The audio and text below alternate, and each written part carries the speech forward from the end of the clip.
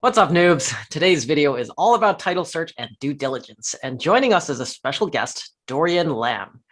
Dorian started out his career as a management consultant at PwC, and then he switched over to work for a title company, and he's been in the industry for almost 20 years, so he really knows his stuff. He's currently a principal at Cornerstone Land Abstract and Leverage Data Solutions, both of which help prospective real estate purchasers with title search and due diligence leading up to closing day. So let's start with the basics, Dorian. What is title search and why do we need it? First of all, Derek, thanks for having me on your channel. I love what you're doing and I'm happy to participate in it. Going back to your question, what is a title search? In its simplest form, a title search is a record of ownership and a record of finance or mortgages on a piece of property. So think of it this way. Every time a property changes hands, there's a deed that passes between owner and new owner. And a title search essentially shows the history of such change in ownership. Granted, of course, that the property has changed hands more than once. It also includes the mortgage chain, which is essentially the history of mortgages on a property and whether or not they've been satisfied properly on public record. So anytime you pay off your mortgage, you're filing a corresponding satisfaction of mortgage along with the prior mortgage to show that you paid it off. So we need it to make sure that there aren't any surprises after closing or after you take ownership of a property. So for example, if the deed was incorrectly recorded, or what is common is if somebody fraudulently filed the deed in front of you, they can technically sell your property pretending to be you. So as a buyer, you want to make sure that the chain of ownership and the chain of mortgages has been properly handled and recorded so that when you take ownership of such property, there aren't any surprises in the form of somebody, say, knocking on your door saying, by the way, I'm the proper owner of this property, or by the way, I own 50% of this property.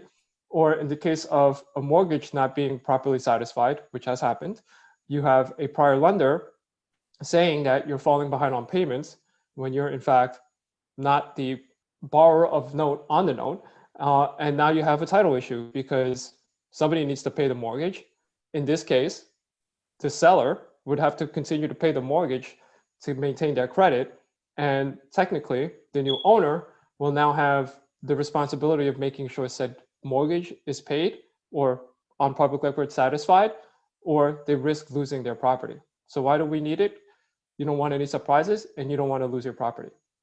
All right. So as someone who's been through the whole closing rodeo a couple times, title search is kind of a mystery if it's your first time, and this does demystify a little bit, but it is super important, and there are always surprises before and after close.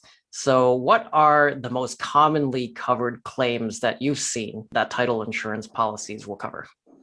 Yeah, so before I get to that, I do want to note that it's a catch-22 in my line of business because technically, the better we do our job, the less claims there will be. So generally, we have very, very low claim rates, and say anywhere between 3 and 5%.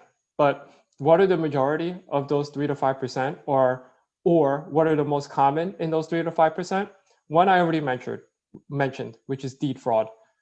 There are a lot of times, especially in the case where you have elders, that some nefarious, malicious or malcontents will get in front of older people and say, sign this document, it's a subscription to a newsletter, when in fact they're signing a quitclaim deed that essentially has transferred ownership to that person. So there are those who commit fraud from a deed perspective. So that's the most common that we're seeing. But the government and the public knowledge of just such act happening has reduce the amount of time that that's happened. So what are some of the other types of claims that we see? Well, unpaid property tax or transfer tax. So if we see for some reason that the tax class was improperly stated on your transfer documents. So let's say you bought a commercial building, but for some reason on the transfer forms, somebody put residential property. You would pay a residential tax rate, but then the commercial tax rate is higher. So at some point, you as the new owner are going to get a bill for what is owed from the purchase of the property. Technically, the seller should be paying that, but you could end up in a situation where if the classification was improperly stated, that you would end up needing to pay the difference. In that case, you would need to call your title company, and in most cases, the title company would pay for it. In what situations do you know that you should call your title insurance company to cover something? Well, most of the time, especially if it comes in the form of a bill or an arrear or some sort of lien, you're going to automatically call your attorney, and the attorney is always automatically going to generally call the title company if it falls in the purview of the title insurance policy. One of the big ones that we're seeing now is an uprise in wire fraud, right? So you're seeing a lot of cases where we're sitting at the ground level of wires flying back and forth in closings. There are situations where, let's say, you get proceeds from a lender dispersing funds so that you can make a purchase, and part of that, those funds are being used to pay off the seller's prior debt. If for some reason or another there's fraud, that prior debt is not paid off, right? So now you have a seller that still has an open mortgage, and you have a buyer that has property tied to that mortgage. So this creates a really big problem. That's a title problem. That is 100% a situation in which you need to take out your policy. You need to see who's on the bottom of it. You need to reach out to them and say something went wrong. All right, so for the viewers who are familiar with blockchain and you're now familiar with title, it would make sense if the future of title involves some sort of blockchain technology, because blockchain basically can show chain of ownership and chain of mortgages. And ever since the technology has been introduced, it has been touted as a title search killer. And yet, you could argue that the Elton John song, I'm Still Standing, can apply to title search. So what will it take to move title search to blockchain, and how long do you think it'll take? And how will it change the industry and the insurance policies? Yeah, great song by Elton John. It's running in my head. So first of all, blockchain is, as you know, born out of the cryptocurrency Bitcoin. It's a distributed ledger technology, or it's essentially a distributed ledger that is uncentralized or decentralized. And the reason why it comes into play and is often thought of when it comes to title insurance is because right now we have a system of public record of ownership of title and mortgages on property that's on public record at county clerks. So in theory, if you had blockchain technology that is a digital ledger, and you can now start keeping track of transactions or transfers of ownership on that, there would be no need to go to a physical county clerk, have county clerk employees perhaps make mistakes in filing, and have situations where your documents are just outright lost because it's all now digital and in the cloud. There is a scenario in which you can technically say there is no need for a title search. But I don't see it in that manner. I see that it will help make the process a lot more efficient. It doesn't eliminate it altogether, because even from now, if you were to start today on any transaction you had, there's still hundreds of years of history that occurred before today. So you would still have to factor that in as far as from a risk perspective, whether or not there's any errors that would arise from that. So in the typical sensational way of, oh, this technology is going to wipe out an industry, I won't say that that's not going to happen, but I would say that's unlikely. What I feel is more likely is that title insurance will become significantly cheaper, and it will help make the real estate transaction, and especially title insurance, much, much, much more efficient, and will reduce the risk that you have that comes along with a deed or a deed chain or a mortgage chain. So with that said, how long do I feel it's going to take? First, I'll answer that in two ways, which is, when are we going to start seeing it? We're already starting to see it in a way. But the big question is, how long is it going to take? If you see generally how long technology takes to be adopted, in general, with regards to the things that are quickly adopted, so say cell phones, computers, or anything that is social media oriented, you're seeing adoption very quickly. But when it comes to replacing services, specifically in the real estate world, it's taking a bit longer. And I always use as an example, e-recordings. Essentially what that is when I mentioned that you have to record a document, this is actually a system where you take a physical deed and you walk over to the county clerk and you submit it and you say, I want to file this deed and put on record that I purchased it. More than 15 years ago, with technology and the internet, was born the capability of actually doing that electronically. You would think that by now, 2021, that every instance of a transaction would be e-recorded, and it's not. Even to this day, there are still manual recordings, and there are still those that do not utilize electronic filing or e-recording. Our company obviously is tech-centric and tech-forward, so we e-record everything. It's much faster, much more efficient. But I use that as an example because I'm just talking about adoption in 4 counties, 5 if you include Staten Island, in New York City, right? And it's been over 15 years and not everything is being e-recorded yet. There's 62 counties in New York State. So, I mean, even in those 62 counties, the ability to e-record has just been recently enabled, but it's still not across the board 100% e-recording. Now, extrapolate even further outside of New York, if you include all the remaining states in the country, you have 3,300 plus counties. So they have not adopted e-recording, and I've been spending a lot of time on e-recording as an analogy or metaphor. The same would go, because it's the same challenge with blockchain for title insurance. It would require every county clerk to first agree on a certain blockchain or token, fully adopt it, and then have full participation on it. So how do I see a timeline on that? I mean, even aggressively, it's 10 to 15 years, but I'm thinking more in the 15-year range where we really begin to see it affect the price. All right, so it doesn't sound like this is going to happen anytime soon, but I am looking forward to when the transition happens because it basically means that closing will be faster and less expensive. But you'd think that there'd be some prop tech startup founder out there who's trying to tackle this. Like, what if I built brand new houses and launched an ICO to track chain of ownership? Will title companies actually recognize the blockchain records? And shouldn't that at least put a dent in the industry?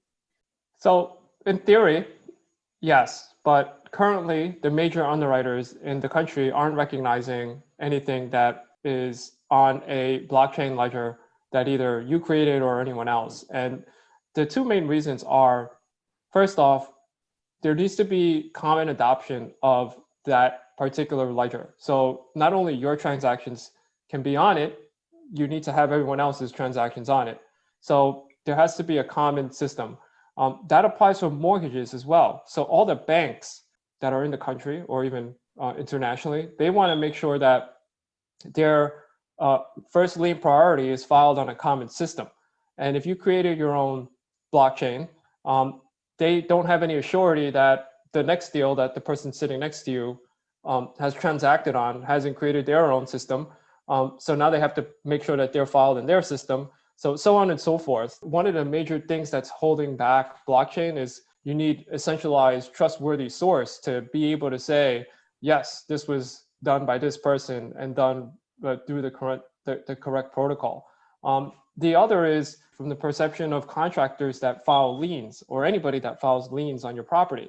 If, say a former president who bragged about stiffing certain contractors, I won't mention who they are, those contractors have recourse in the work that they've performed. They can file a lien against the actual property itself. Now, if you created your own blockchain system and somebody else created another blockchain system, and then you have 10 others, the contractors now would be required to find or make sure that they're filed across every blockchain system, which in essence would slow the process. So it's a weird dynamic where, yes, if everyone, in theory, if you created your own blockchain system and recorded the transaction on it and everyone else did, of course, it would make the transaction faster and cheaper.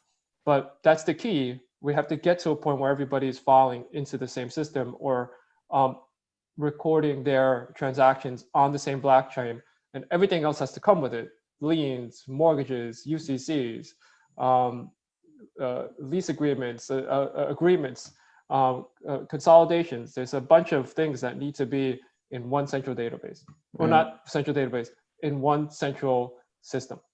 So it really sounds like it has to take some initiative, not only from local or state government, but federal government, so that the whole country is on the same system.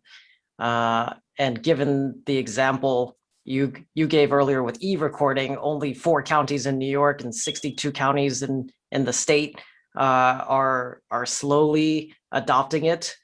It doesn't sound like we're going to get a nationwide blockchain system anytime soon. No. And it doesn't sound like it's going to be something that can come from the private sector either.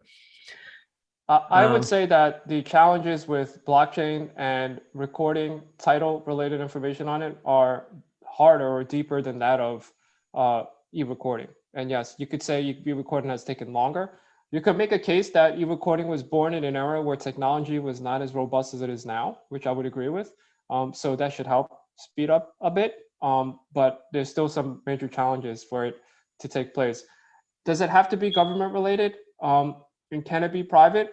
There is a scenario in which that plays out where you can get enough adoption on a blockchain for real estate, and an underwriter sees that this is the wave or this is the future, and adopts it and pushes it, and it can accelerate the use of a blockchain system for real estate transactions. Got it. All right, so let's approach this from a different angle. You're running another company called Leverage Data Solutions, and it's supposed to tackle the whole due diligence process and speeding it up by using data. So how did you decide to start it? And give us your 30-second elevator pitch. Yeah, the quick reason on why we started was because one of my main roles here was to reduce cost of creating our product or creating and executing our service. And one of the ways to tackle that was to be able to do the research that many other companies like ourselves outsource internally and in-house.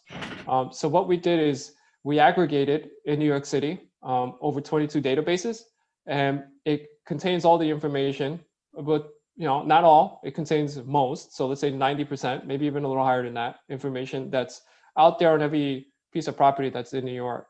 So in aggregating all these databases, we were able to create the research products and the set of products that go along with that research through a piece of software that we created on top of it, or an algorithm that we put on top of it that understood how to crawl through all the databases and pull the information that it needed based on the type of property and based on the type of transaction. Got it. So who should use it and why? And feel free to give us some examples of how people have used it. Yeah, I always say anybody that's looking to buy real estate should absolutely use it because it's easy to use. It's information that can affect how you view a property. So say you looked at a piece of property, or let's say you identified something as a piece of property that you were interested in. Just by going onto our system and running a quick search, you would be able to tell how much is owed in property tax, how much is owed in water bills, how much is owed from the perspective of any violations that are on the property. So the shorter version of that is, if you saw a piece of property you liked and you did my search and you saw $1 million water bill, I think that would really affect how you perceive that product, or at least it would give you some ammo to approach the seller and say, look, I know you owe $1 million in water, so you're kind of in a pinch, and I'm here to help you out. From the perspective of a seller, it's not common for sellers to be so in line with title, but I always promote it to sellers as well, because if they're serious about selling, they should start curing their title related matters upfront before they actually list the product or list the property. Or they could do it in conjunction with listing, so that they can make sure that all these matters are ironed out before a buyer comes on, and it'll make for a much faster closing. So instead of having to wait 2 to 3 months or 1 to 3 months, you could conceivably close in within a month without any title issues. Who else should use it? We have attorneys that use our platform from an informational point of view, that want to be able to do lien runs on names.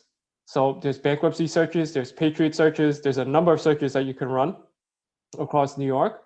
And the most common one I get from attorneys is litigation searches. So they get clients on their end, they give me a name, they want to make sure that there aren't any pending litigations going on against that person. So they give me a name and I run it into the system, and out comes a report that says litigation, no, litigation, yes, and it gives you what litigation they're going through. Additionally, there are lenders that use our platform. Some lenders take the responsibility of paying property tax. Some lenders have hundreds of thousands of properties that they're responsible for in New York. And it's a very arduous process to do it manually or to assign it to an individual. We get a spreadsheet or download of all the properties they have. We can run all the bills automatically. And we even have a system in place to help them pay those bills. So it saves them a lot of time. All right, so you bring up some pretty good points there, because when I'm property hunting, there's like this invisible tug of war going on between me and the seller's broker. And as I uncover more and more through due diligence, my valuation and bid price keeps dropping further and further. And it's because there's always problems that I uncover as we're approaching the close. Whereas if there's anything that can boost the value of the property, the broker, on the other hand, will make sure to put that information front and center to justify a higher valuation. So the highest bidder is unfortunately usually the most ignorant bidder, because they've uncovered the least number of problems. That's why they call it dumb money versus smart money. Either that or they just have access to really cheap debt, but that's outside the scope of this video. So the problem is, if I'm looking seriously at a dozen different deals, I can't afford to pay for title search and due diligence on all of them, because it's possible that I'm not even going to close on all of them or any of them. So it seems like the best time to perform due diligence is not after the purchase and sale agreement is drafted, but rather really early on in the underwriting process. So if anything, if brokers were super transparent and offered us due diligence reports with the setup, then I could pretty much instantly come up with a bid price and close faster. Like you mentioned, sellers could sell their property in a month instead of 2 to 3 months. So how do we fix this problem? If I could control the process through Cornerstone, my title company, and Leverage Data, my data company, I would want to provide this information for due diligence in support of anyone who is interested in a piece of property. Now, many title companies felt this to be a costly endeavor as well in the past. Some of these searches can run anywhere between $700 to $1,200, depending on where it is and how involved it is. With the technology that we have and the efficiencies that I have, I can do it for much less. And I'm willing to help you as a value add, support your due diligence so that you can make smarter decisions. So there isn't a scenario in which you feel like you're doing too many title searches and not closing on deals and potentially getting a large bill. Whereas even if I were to bill you for it and not provide it as a value add, it would be at a much more nominal fee than many others. So that doesn't answer your question though. Your question was, how do we fix that problem? So how do I approach it with what I just said? Well, if you're a seller and you're a broker that's representing a seller, engage with me and run what I'm going to call a Cornerstone report and include it in your setup so that you can begin to, at least from a problem point of view, begin to clear it out, or from a beneficial point of view, highlight it. So things like whether or not there's a restriction to develop what a potential buyer would want to develop in it. If there is a restriction, why wait till a purchase and sale agreement is being kicked around? Find out before. It can save the purchaser time, and it can more easily identify purchasers who are willing to deal with whatever restriction there is on it.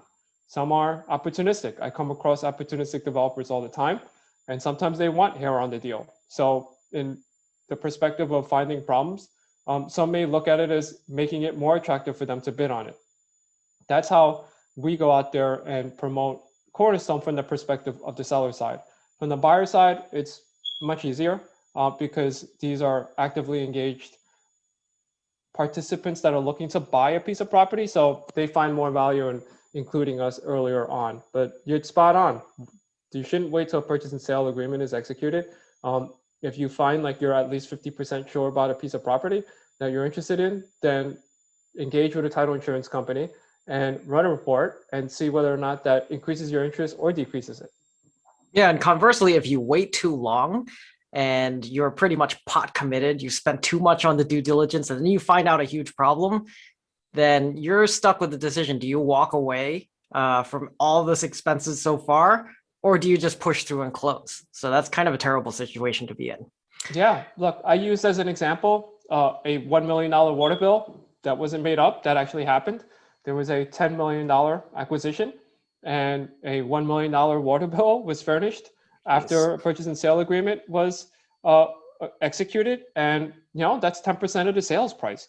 So the seller needs to figure out how to cure that item, or the buyer wants to make sure that the seller has cured that item before they take ownership, because the last thing they want is to assume a $1 million water bill. Furthermore, there's obviously a problem if there's a $1 million water bill. It turns out that there was a leak in a major pipe that they were unaware of, and you needed to get that fixed. So even in the case where if that were not very evident in the form of a bill, a potential buyer could have been in a position where they bought that, and then something happens with a major pipe, and next thing you know, 2 years into their ownership, they have a $1 million water bill.